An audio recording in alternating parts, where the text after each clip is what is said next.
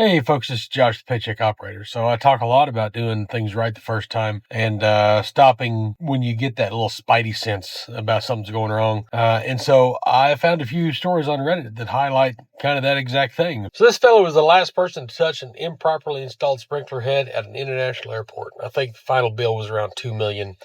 He heard $350,000 came out of the boss's pocket.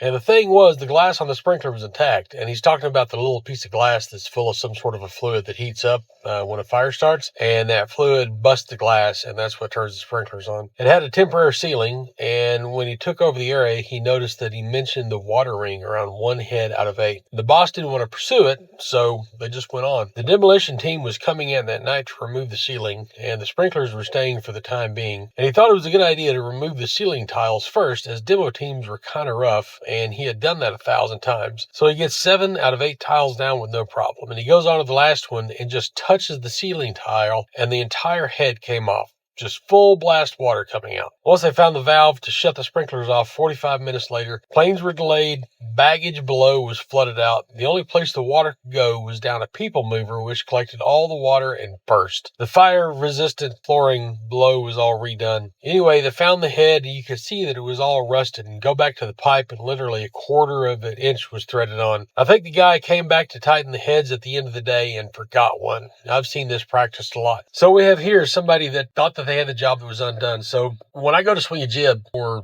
go to different parts of the line, I always touch every single thing, every pin that I take out I'm supposed to put back in. The only time I've ever not done that is when I nearly ripped the jib off the side of the crane because I left the pin in it. So always double check your work. Make sure that you've got everything squared away as it should be, even if it takes you a few extra minutes. You know, if this fella hadn't been messing with the ceiling tiles that was the demo team's job, he wouldn't have touched the sprinkler head. That would have been somebody else's problem. I'm not going to say that's a mistake, but also be very careful about getting into other people's business. That's it for the day. Y'all have a good day. All that kind of good jazz.